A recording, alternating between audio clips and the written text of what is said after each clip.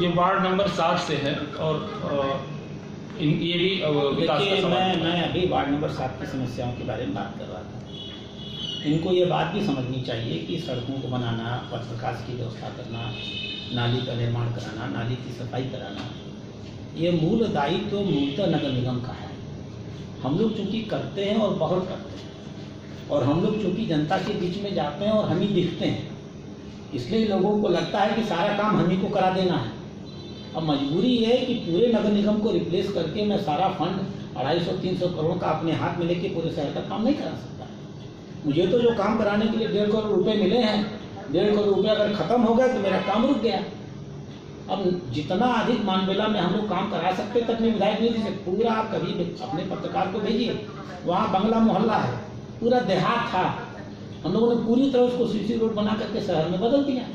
तो विधायक निधि की सीमा के अंतर्गत जो संभव होता हम लोग करते हैं। हम लोगों ने तो मानवेला को लेकर बहुत बड़ा सपना देखा था। हम तो चाहते थे वहाँ एम्स स्थापित हो जाए। हमने इन लोगों को समझाने की बहुत कोशिश की। अगर इनका एम्स इनको वहाँ मिला होता तो ये पूरा मानवेला स्वर्ग हो चुका होता। 1-1 इंच जमीन 10-10 हज़ार रुपये स्क्वायर फीट में चली गई होती, लेकिन इन लोगों के समझ में नहीं आया। तो अब जो चीज़ है जैसे है, नगर निगम से नहीं लड़ना पड़ेगा और नगर निगम से अपने विकास कार्यक्रमों के लिए गुहार लगाना पड़ेगा। हम इनकी इस लड़ाई में साथ हैं, प्रोवाइडेड ये हमारे साथ हैं, अपने समस्याएं हम लोगों तक पहुंचाएं, हम लोगों की मदद लेकर के नगर निगम तक जाएं। ये एक सवाल है, फेसबुक से आया है, रितेश कुमार हैं और इन्होंने पूछा है कि नकहा पुल पर लाइट कब तक लगवा दें। देखिए, ये तो बड़ी अच्छी चीज़ है और बड़ा अन्याय भी है। 20 साल से क्यों नहीं पा रहे हैं, 20 साल से आंदोलन कर रहे थे। डॉक्टर राधा मोहन ने बिना आंदोलन की चुटकी बजाते इनको पुल दे दी।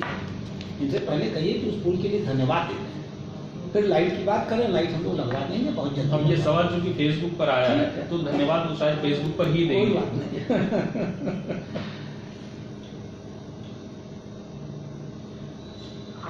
जी, आप अपना शुभ नाम बताएं पहले। जी रितेश जी, आप अपना सवाल पूछ सकते हैं।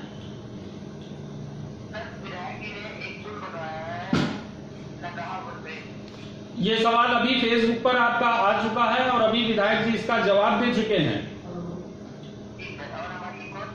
जी, वो पूछ सकते हैं। जी,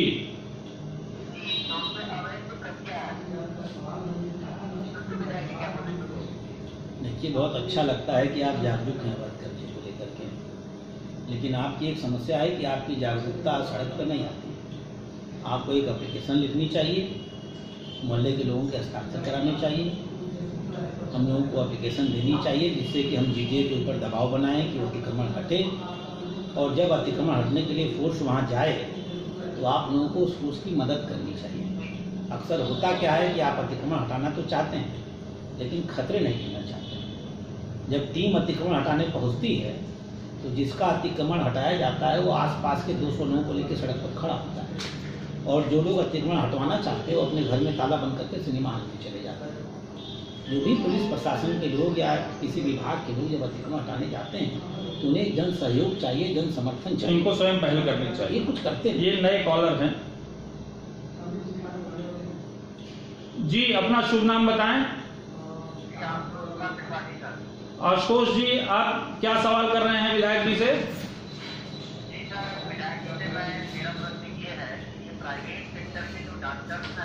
जी,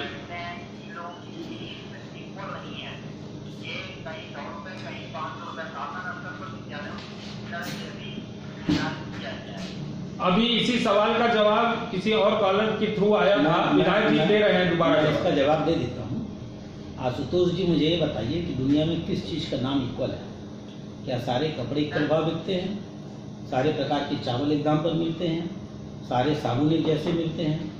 दुनिया के जितने परिवहन के माध्यम उनके दर एक जैसे होते हैं?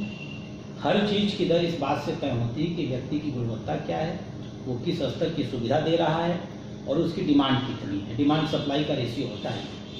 फीस उसकी क्या है ये सरकार नहीं तय कर पाती है।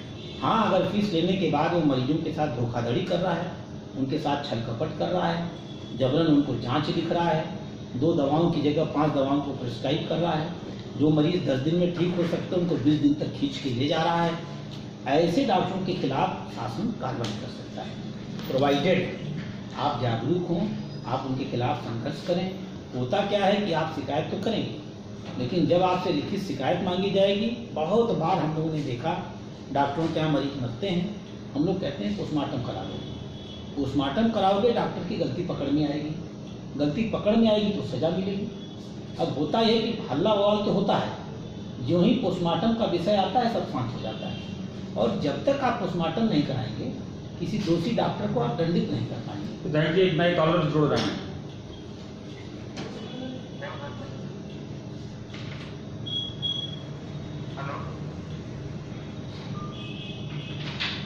जी, अपना शुभ नाम बताएं।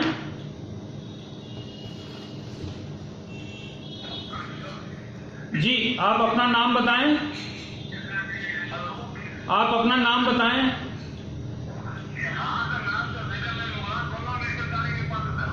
बोलिए बोलिए। जी, अपना सवाल कर सकते हैं आप।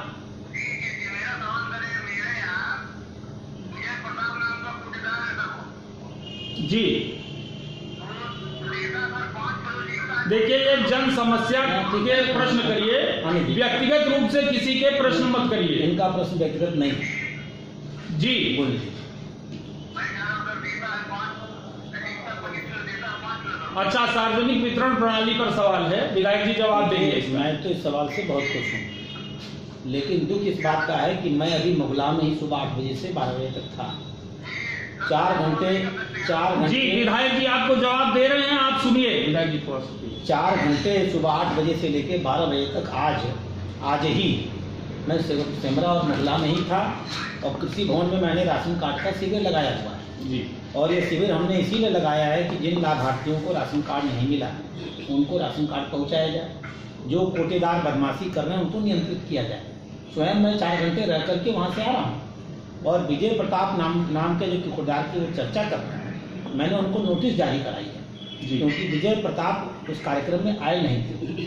इस शहर का दुर्भाग्य है कि शहर में 2 माफिया हैं राशन के, जिन्होंने कम से कम 40, 50, 100 दुकानों को फर्जी तरीके से आवंटित करा दिया है। नाम किसी और का होता है, चलाते वही हैं, 2, एक रिजवान करके है, एक कोई और है। पूरे के पूरे तंत्र पे गोरखपुर के राशन के तंत्र पर उनका कब्जा है। धीमे धीमे हम लोग उसको डिस्टर्ब करने की चल रहे हैं। आज सेमरा में वही बात पकड़ी गई है। 2 कोटेदार थे, एक कोटेदार मीरा त्रिपाठी आई थी, दूसरा ये विजय प्रताप, चूंकि ये है ही नहीं है, ये एक फेक कोटेदार है, किसी न किसी रिजवान जैसे माफिया का हाथ का हिस्सा होता है। आज हम लोगों ने उसको नोटिस जारी करा दी है। ये बदमाशी हो रही है, इसी बदमाशी को नियंत्रित करने के लिए आप विश्वास करिए कि गोरखपुर अकेला शहर है जहाँ एक वार्ड में आज के दिन हम लोग राशन शिविर लगवा रहे हैं। मैं स्वयं वहाँ 4 घंटे बैठता हूँ, अपने सामने मैं कार्ड बटवा रहा हूँ, अपने सामने मैं सुनिश्चित कर रहा हूँ चीजें ठीक है।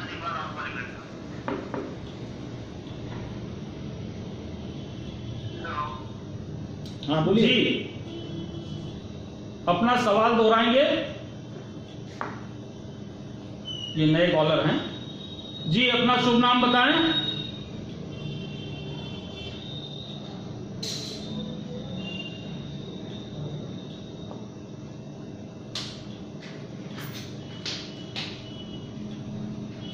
जी, अपना शुभ नाम बताएं। इनसे भी संपर्क नहीं हो पाया है। ये फेसबुक पर एक सवाल आया है अमित शुक्ला जी का, ये पूछ रहे हैं राम अवध नगर कॉलोनी कोराबार है, यहाँ पर जेई तार खींचने के लिए कनेक्शन, बिजली कनेक्शन के लिए टरका रहे हैं, पैसे मांग रहे हैं, ऐसा इनका कहना है। देखिए, इसके 2 हिस्से, एक तो ये मेरी विधानसभा है, मेरे शहर के अंदर कोई इस प्रकार से किसी नागरिक से पैसा नहीं मांग पाता, और इनकी अगर समस्या है तो मैं इनसे आग्रह करूँगा कि एक बार आके मुझसे मिलें और इस बात को लिखित रूप से दें। वर्बल कहने से काम नहीं आता। अगर ये स्पेसिफिक शिकायत एक कोटेदार, एक जेई के बारे में करेंगे तो न सिर्फ मैं उनके घर तार पहुँचवा दूँगा, बल्कि जो जिम्मेदार व्यक्ति हैं उनके विरुद्ध कार्रवाई भी करा दूँगा। अगर ये तैयार हैं मेरे शहर में आकर के मुझे बात देने के लिए तो मैं उनकी मदद कर दूँगा। ये एक नए कॉलर जुड़ रहे हैं। जी, अपना शुभ नाम बताएं।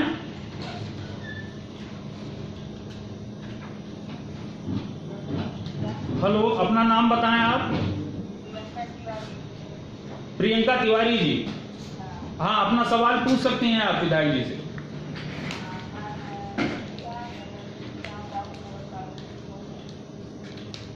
थोड़ा वॉल्यूम बढ़ाइए, थोड़ा सा तेज बोलेंगे, विधायक जी सुन पाएंगे।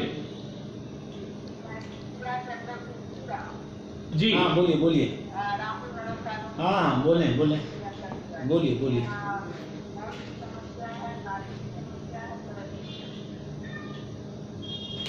देखिए, बिछिया की स्थिति ये थी कि बिछिया शहर में रह करके शहर का हिस्सा नहीं था। एक पुल था जो पूरी तरह जर्जर था, आवागमन के कोई साधन नहीं थे। पिछले 5 साल के अंदर हम लोगों ने बिछिया को 4 रोड से 3 पुल दे दिया। सड़कों का कुछ पता आता नहीं था। बड़ी संख्या में हम लोगों ने वहाँ सीसी रोड बनवा दिया।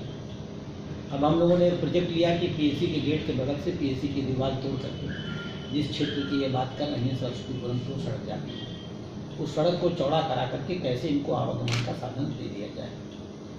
बिछिया भी एक बाहरी वार्ड है और बहुत बड़ा वार्ड है, और जो समस्या बाहरी वार्ड की है वो समस्या इनकी भी है। हमारे विधायक निधि से काम करने की इनकी सीमा है। 7 सड़कें मैंने बिछिया बनवाई हैं। कुल मिला करके मैंने अभी तक 57 लाख रुपया बिछिया वार्ड के लिए अपनी निधि से दिया है। 3 पुल बनवाए हैं और नगर निगम के माध्यम से दबाव बना करके अन्य सड़कों को बनाने का प्रयास किया है। अभी 3 दिन पहले मैं PWD विभाग के AE और JE और XM को लेकर के गया था, और बिछिया से काशीपुरम होते हुए श्यामनरेंद्र नगर होते हुए जो मोहनापुर सड़क जाती है उसको मैं जुड़वाने का प्रयास कर रहा हूँ। जब ये सड़क जुट जाएगी तो बिछिया सीधे प्रत्यक्ष चारों ओर से शहर से जुट जाएगा। इसके अतिरिक्त जो सर्वोदय नगर से सड़क जाती है वो गुरधैया नाले पे खत्म हो जाती है। बीच में एक नाला है, दूसरी ओर उचवा गांव है जो नंदा नगर को जोड़ता है, झरना टोला को देखता है, माननीय आप सब जानते हैं। उस गुरधैया नाले के ऊपर पुल बन सके, हम लोगों ने अभी परसों उसका एस्टीमेट बनवाया है। आज तक किसी ने सोचा नहीं, हम लोग उसके एस्टीमेट बनवा करके वहाँ पर एक नए पुल बनाने का प्रयास कर रहे हैं, जिससे कि बिछिया जो अपने पूर्वोत्तर इलाके में कटा हुआ उसको भी शहर से जोड़ दिया जाए। तो जो प्रक्रिया में संभव है हम लोग उसके लिए पूरा प्रयास करें।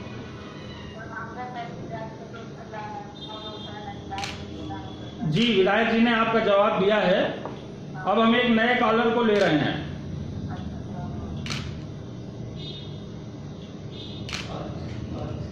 ये कॉल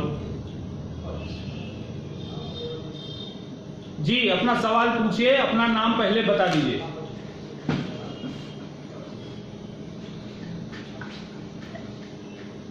जी, अपना शुभ नाम बताएं पहले।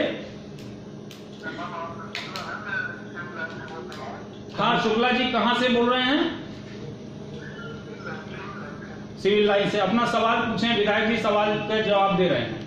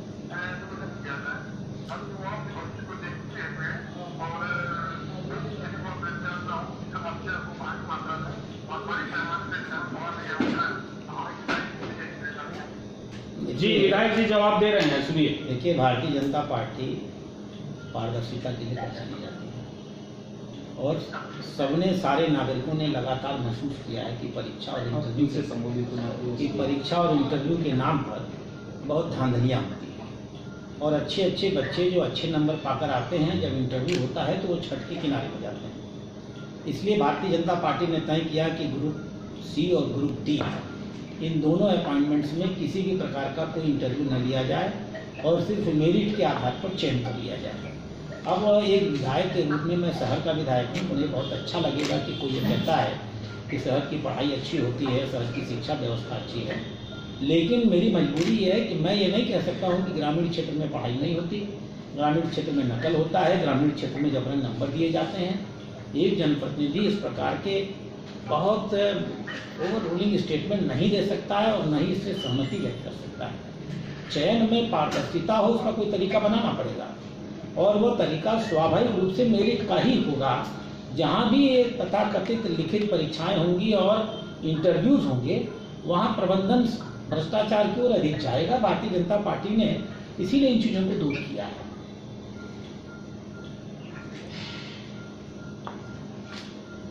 ये एक सवाल फेसबुक से आया है, शुभंकर त्रिपाठी है, और इन्होंने पूछा है कि राजीव नगर मोहल्ले में नाले साफ किए गए लेकिन सिल्ट नहीं उठाई है, इसकी वजह से रोड ब्लॉक है और लोगों को बहुत परेशानी होती है। देखिए, ये इनकी समस्या नहीं है।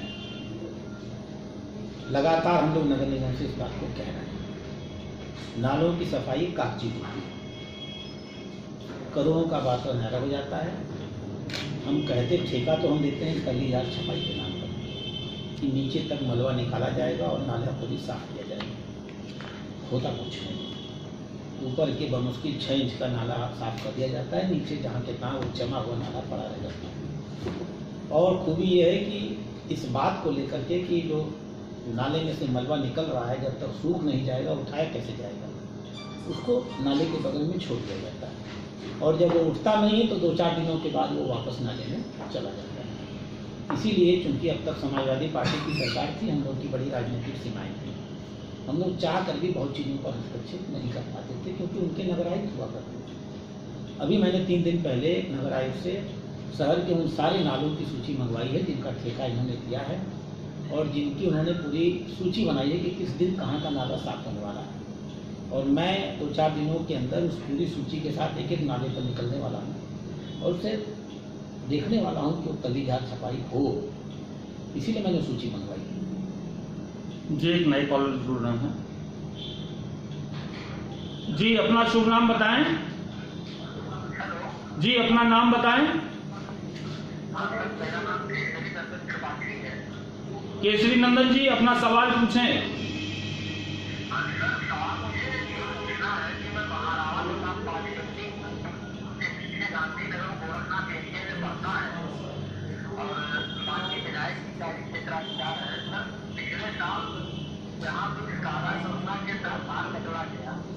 क्या जोड़ा गया?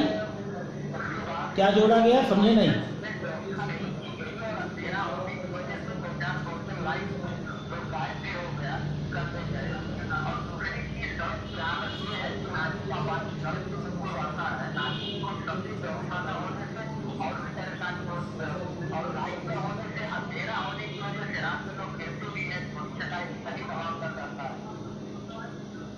अब देखिए, वार्ड नंबर 43 का एक बहुत छोटा सा हिस्सा है, एमपी पॉलिटेक्निक, राजेंद्र नगर, चित्रगुप्त नगर और चौहान टोला।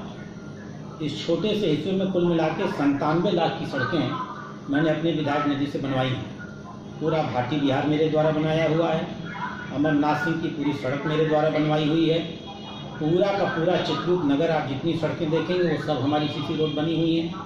तो जितना काम हम लोगों के लिए विधायक से संभव था, हम लोगों ने उससे अधिक काम रायगंज नगर, एमपी पॉलिटेक्निक और उसके आसपास के क्षेत्रों में किया है और नागरिक पूरी तरह संतुष्ट है। ये संभव नहीं है कि हम पूरा शहर अपने 1.5 करोड़ की विधायक निधि से बनवा दें, इसलिए मैं उनसे आग्रह करूंगा कि उनको थोड़ा बहुत काम नगर निगम से भी करवा लेना चाहिए। रही बात बिजली की, मैं उनसे सहमत हूँ। गोरखपुर के लिए हम लोगों ने बिजली की विशेष व्यवस्था किया, 5 करोड़ रुपए जर्जर तार और पोल को बदलने के लिए दिए गए। भारत सरकार के द्वारा इस कादा योजना में पैसा आया और कुल मिलाकर 185 करोड़ रुपए आया। दुर्भाग्य क्या है कि जब भारत सरकार से पैसा आता है तो भारत सरकार काम को एग्जीक्यूट नहीं करती, काम को करने का काम राज्य सरकार करती है। और जब लखनऊ से वो पैसा चला तो लखनऊ से गोरखपुर पहुंचने के साथ ही उसके साथ एक ठेकेदार जुट गया और उस ठेकेदार ने गोरखपुर के अंदर आकर के ऐसा नंगा नाच किया कि बिजली विभाग के अधिकारी भी उसके खिलाफ कार्रवाई नहीं कर पाए। बहुत सभाओं पर जगह ऐसा हुआ कि पुल बदले गए, कई जगह पुल बदले नहीं गए, कई जगह तार चलाया गया, कई जगह तार नहीं चलाया गया। अब जब हम लोग का शासन आया है तो हम लोगों ने इसको दबाव के साथ और अधिकार के साथ चीज़ों को ठीक कराने के कदम बढ़ाया है। आप देखिए तो पिछले, आपको लगेगा कि भाजपा की सरकार आ गई तो लाइट बहुत कट रही है, लाइट नहीं कट रही है। पूरे शहर में जहाँ कहीं भी हमारे जैसे तार थे, हमारे पुल खराब थे, हमारे ट्रांसफार्मर खराब थे, हम उन चीज़ों को युद्ध स्तर पे बदलवा रहे हैं। और जब बदलाएंगे तो स्वाभाविक रूप से जिस क्षेत्र में बदली जाएगी उस क्षेत्र की कटौती करनी पड़ेगी। तो थोड़ा धैर्य रखें, उन सारी चीज़ों को हम लोग बहुत जल्दी ठीक कराने वाले हैं।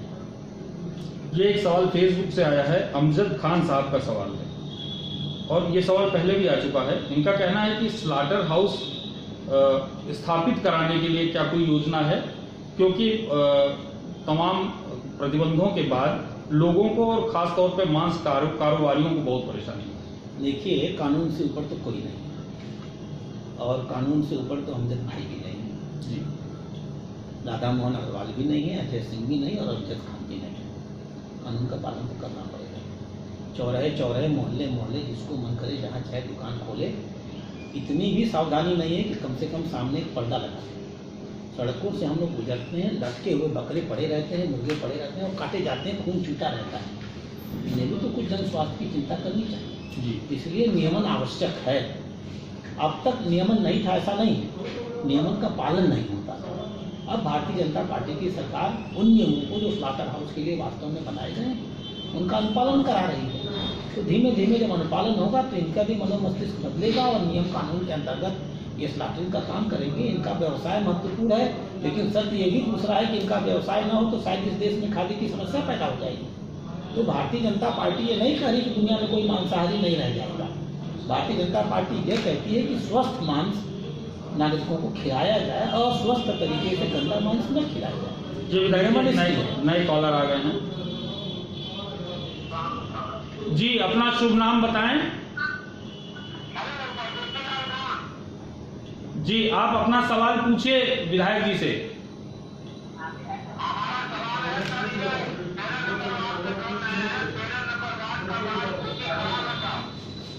तेरह नंबर वार्ड में क्या क्या समस्याएं हैं आप विधायक जी से पूछ सकते हैं।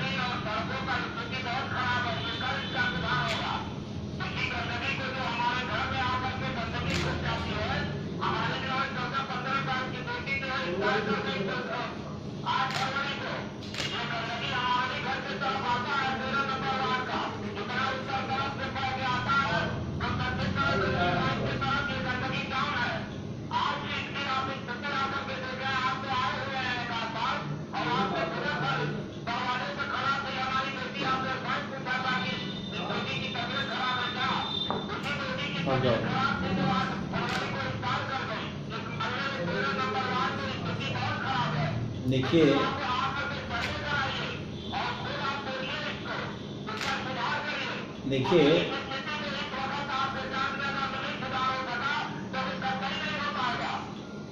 देखिए आपकी बच्ची की मृत्यु का दुख है, हम अपनी संवेदनाएं व्यक्त करते हैं। 13 नंबर वार्ड की समस्या ये है, 13 नंबर वार्ड की समस्या ये है कि वो दो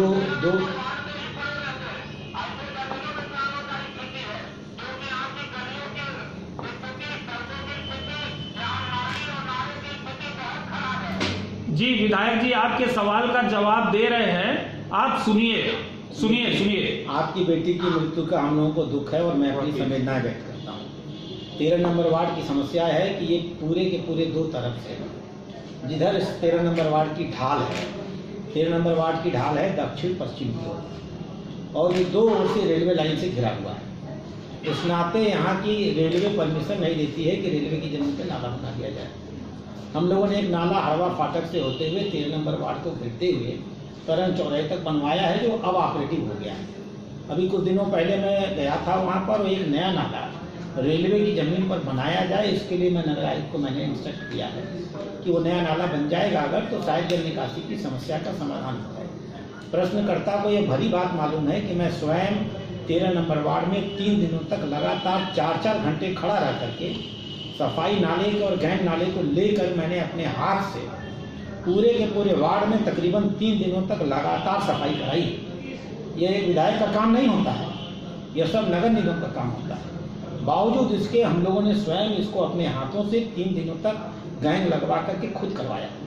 आप वहाँ कभी देखने जाएं, जो भी आपका नाम हो, तो 13 नंबर वार्ड के नाले पर नागरिकों ने पूरा का पूरा कब्जा कर लिया है।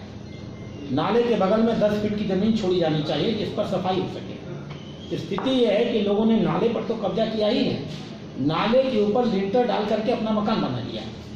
तो अब सफाई करने वाला कहाँ खड़ा हो, कहाँ से सफाई करे और मलबा निकाल करके कहाँ डाले। इसलिए हम लोगों ने मशीन लगा करके वहाँ सफाई करवाई है। मुझे लगता है कि जब रेलवे की तरफ का नाला बन जाएगा तो इनकी बहुत सी समस्याओं का समाधान हो जाएगा। जी, एक नए कॉलर हैं।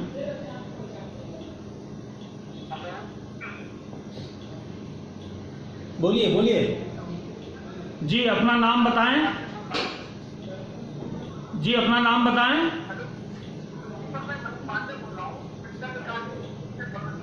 कहाँ से? कहाँ से? हाँ बोलिए बोलिए। हाँ बोलिए बोलिए।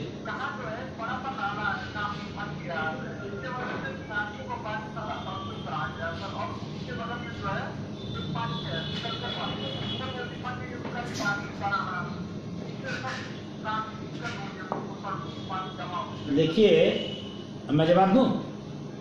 आज से 3 दिन पहले आपके कुछ नागरिक मेरे पास आए थे। ये जो महावीर प्रसाद जी के पीछे का इलाका है, संभवतः आप उसी इलाके की बात कर रहे हैं। उन नागरिकों ने मुझे अपनी समस्या बताई थी। मैंने उनसे आग्रह किया है कि एक बार मेरा भ्रमण वहाँ करा दें। 2-3 दिनों के अंदर वो लोग मुझे उस क्षेत्र में जाने वाले हैं लेकर के। वो मेरे पास एक सीसी रोड बनवाने के लिए आए थे। मैंने उनसे सहमति दी है कि मैं उनकी सीसी रोड बनवा दूंगा। और जो नाला है वो नाला विधायक निधि से नहीं बन पाता, हम लोगों को नगर निगम से प्रयास करना होगा। 2-4 दिनों में जब हम लोग वहाँ निरीक्षण करने जाएंगे तो वहाँ उस नाले को देख करके उसको पुनः नगर निगम के माध्यम से बनवाने का प्रयास करेंगे। अब जब मैं वहाँ आऊँगा, मैं तो देखिए आपके बगल में रहता हूँ, आपको कभी भी आकर के मुझको उस मोहल्ले में ले चलना चाहिए और अपनी समस्याओं को नागरिकों के साथ दिखा देनी चाहिए। जलकल की पाइप की समस्या कोई इतनी बड़ी नहीं है कि जिसका समाधान ना हो सके। ये तो घर बैठे समाधान हो सकता है अगर पाइप फटी हुई है। तो मैं आपसे आग्रह करता हूं कि 2 मिनट के लिए निकल करके बमुश्किल मेरे घर में पहुंचने में आपको 5 मिनट भी नहीं लगेगा। आ जाइए और हम लोग उसका समाधान करा देंगे। ये एक नए कॉलर ले रहे हैं इनको।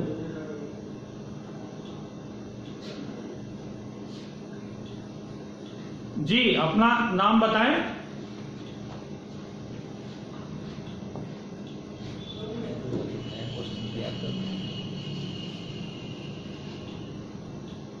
इनसे संपर्क नहीं हो पा रहा है। एक फेसबुक पर सवाल आया है, शिवानंद जी हैं, ये महादेवपुरम। इनका सवाल है कि इलाके में जर्जर तार और पोल खराब हैं, इनको बदलवाने के लिए क्या योजना है आपके पास?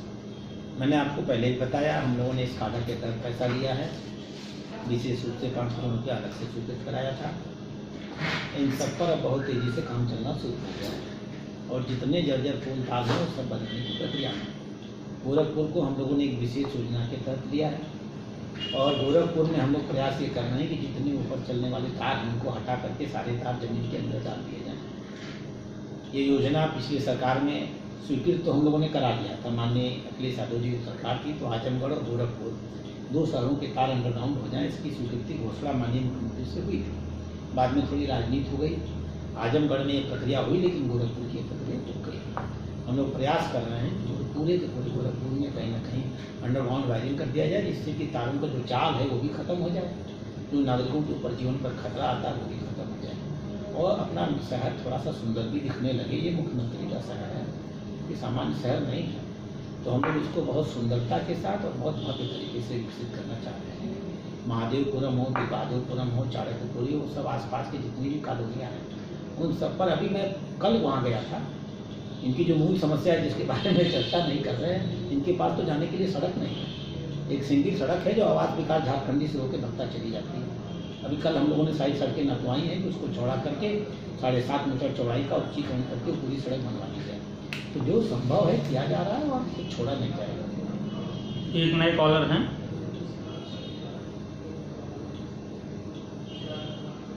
जी, अपना नाम बताएं। जी, अपना नाम बताएं। मंजीत जी कहाँ से बोल रहे हैं?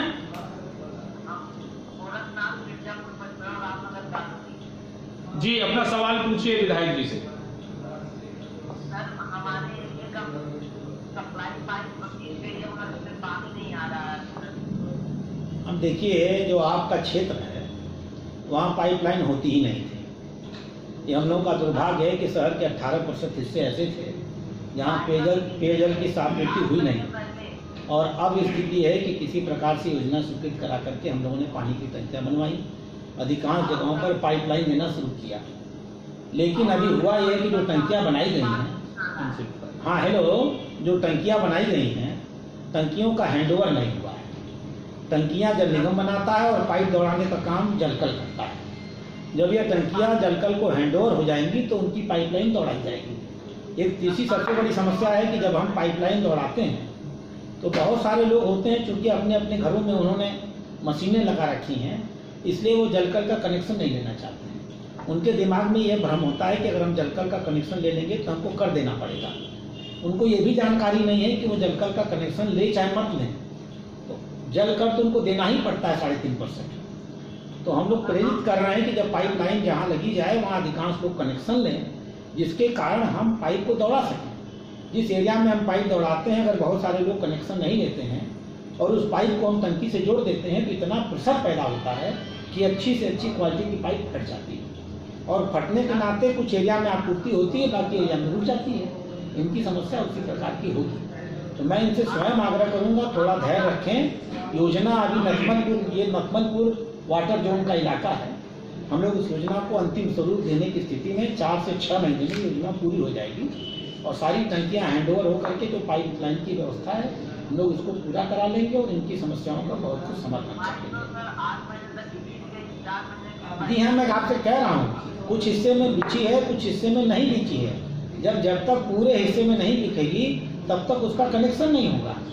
आपके हिस्से में बिछ गई होगी एक सत्य है, लेकिन टंकी से लेकर आपके हिस्से तक जब तक उसको पूरा नहीं जोड़ा जाएगा और जब तक सारे लोग कनेक्शन नहीं ले लेंगे, अगर उसमें पानी दौड़ा दिया जाएगा तो पाइप की लाइन फट जाएगी। इसलिए हम लोग प्रेरित कर रहे हैं कि एक तो सबोर जोड़ दिया जाए, और दूसरा अधिकांश लोगों से कहा जाए कि वो कनेक्शन ले लें। कनेक्शन लेने में जो खर्चा होता है वही खर्चा होता है, बाद में तो वाटर टैक्स तो सबको देना होता है, कनेक्शन ले चाहे मत लें। तो हम लोग प्रयास कर रहे हैं, 4-6 महीने के अंदर स्थितियाँ बेहतर हो जाएंगी।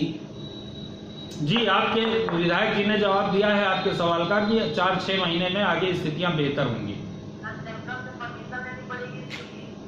जलकल की इसकी भूमिका आपको कनेक्शन देने में है बस। एक बार जब टंकियां हैंडओवर हो जाएंगी तो जलकल के द्वारा पाइपलाइन बिछाई जाती है। कुछ हिस्से में वहाँ बहुत हिस्से में बिछाई। पचपेड़वा तो मैं खुद गया हूँ। पचपेड़वा डॉक्टर रमन सिंह के आसपास का जितना इलाका है वहाँ हम लोगों ने स्वयं पाइपलाइन लगवाने का काम किया है। समस्या है कि क्योंकि तब फिर मैं तो आपको खुद बता रहा हूँ, मैं खुद वहाँ गया हूँ और मैंने सब काम कराया है। थोड़ा धैर्य रखिए। जी जी करे होंगे, मैं तो आपको धन्यवाद दूंगा। अब हम दूसरे कॉलर को लेते हैं।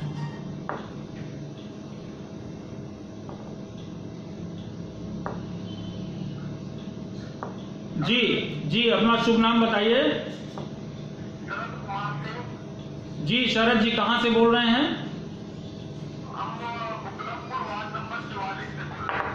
बोलिए जी, पूछिए, सवाल पूछिए। हमारे यहाँ एक जल जमाव है, 200 लोग जल जमाव से पीड़ित हैं। माननीय विधायक जी को कई बार अवगत कराया गया, लेकिन अभी तक कुछ भी नहीं हुआ। सड़क का निर्माण माननीय विधायक जी द्वारा कराया जा रहा है, लेकिन नाली का निर्माण न कराने से 200 घरों के लोगों का जीना दुर्भर हो गया है। देखिए शरद जी, आप सच्चाई को जानते हैं। उस सड़क के लिए मैंने 22 लाख रुपया आपको दिया है। वो सड़क नार की स्थिति में थी और सड़क पर घुटने भर पानी रहता था। आज वो सड़क उतनी ही सुंदर हो गई है जितनी मेरे दाऊदपुर या रुस्तमपुर की सड़कें हैं। जिस जल जमाव की बात कर रहे हैं आपको पता है क्यों है। इसके पहले जो क्रॉस नाला बनाया गया था वो, हमारी बात आप सुने, अरे आप हमारी बात सुने। आपके शरद जी, आपके कहने से मैं 5 बार जेई को वहाँ भेज चुका हूँ। देखिए शरद जी, आप सच्चाई को जानते हैं। मैं आपके कहने पर 5 बार जयराम यादव को वहाँ भेज चुका हूँ। जो नाला वहाँ बनाया गया वो उत्तर से दक्षिण बना दिया गया। मेरे कहने पर उस नाले को तोड़ा गया है, तोड़ करके नया नाला बनाया जा रहा है। जब नाला बनाया जाएगा तो स्वाभाविक रूप से जल जमाव होगा। आपके कहने पर वहाँ पर मैंने पंप लगवाए हैं। जो पीछे से पानी लेकर के दूसरी ओर फेंकते हैं। मैं क्या मना कर रहा हूँ इससे, मैं तो कह ही रहा हूँ कि स्थिति है, लेकिन मैं ये कह रहा हूँ कि जब इतने बड़े परिवर्तन से आप गुजर रहे हैं, आपके पास चढ़ने के लिए सड़कें नहीं थी, आज वो सड़क बनाई जा रही है, आपको दी जा रही है, तो थोड़ा सा धैर्य रखिए, वो चीज़ें और बेहतरी की ओर जा रही हैं और बहुत जल्दी बेहतरी की ओर चली जाएंगी। एक सवाल ये फेसबुक से आया है, ये लेते हैं। विनय राय जी हैं बेतिया हाता से, और इन्होंने पूछा है कि रुस्तमपुर से फिराक चौराहे तक सड़क टूटी है, ये कब तक ठीक हो जाए? देखिए, पीडब्ल्यूडी की सड़क है और माननीय मुख्यमंत्री ने इस बात के स्पष्ट निर्देश दिए हैं कि हमारी सड़कें 15 जून तक गड्ढा मुक्त हो जानी चाहिए, और पूरा का पूरा पीडब्ल्यूडी विभाग इस एस्टीमेट को बनाने में लगा हुआ है। 2 प्रकार की सड़कें हैं, कुछ तो रिपेयर की हैं और कुछ नई सड़कें हैं। नई सड़कों को लेकर मैं स्वयं पूरे शहर में घूम रहा हूँ और एस्टीमेट बनवा रहा हूँ, और एनुअल रिपेयर की जो सड़कें हैं जिसे हम गड्ढा मुक्त कहते हैं, इसके लिए वो स्वयं जागरूक है और एक पैर पर खड़े होकर इस समय पीडब्ल्यूडी विभाग, जो सिर्फ भ्रष्टाचार के लिए जाना जाता था, आज हम सबके लिए खुशी का विषय होना चाहिए कि एक पैर पर खड़ा होकर के पूरा विभाग दौड़ रहा है। और मुझे लगता है कि जो डेडलाइन 15 जून की माननीय मुख्यमंत्री ने दी है, वो डेडलाइन के अंदर वो बहुत कुछ करके दिखाने वाले हैं। ये फेसबुक पर ये एक दूसरा सवाल आया है, राकेश मणि जी हैं नंदानगर से। जी, जानता हूँ।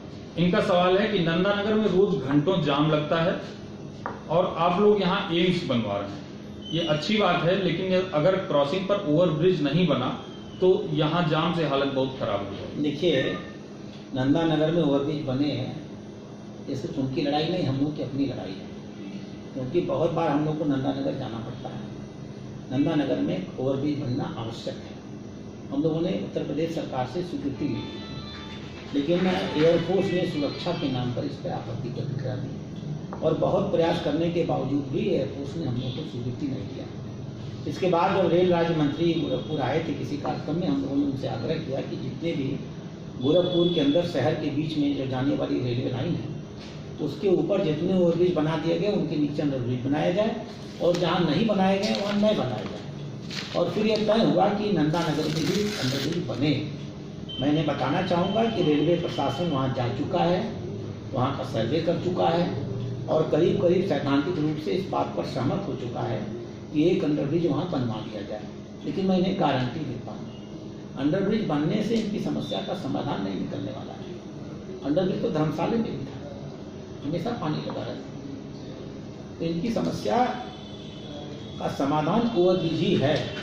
अंडरब्रिज तो हम इनकी संतुष्टि के लिए बनवाएंगे, लेकिन बावजूद इसके हमारा अंतिम प्रयास वहाँ पर एक ओवरब्रिज बनवाने का ही होगा।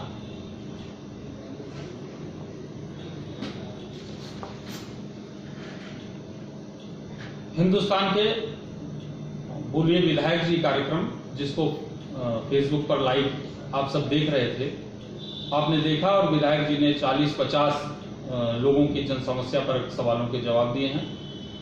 जिन्होंने सवाल पूछा उन्हें भी बहुत धन्यवाद, और विधायक जी आपने यहाँ समय दिया, आपके लिए भी बहुत बहुत धन्यवाद हिंदुस्तान परिवार की ओर से। और आप सब आगे भी फेसबुक लाइव पर बोलिए विधायक जी कार्यक्रम देखते रहें।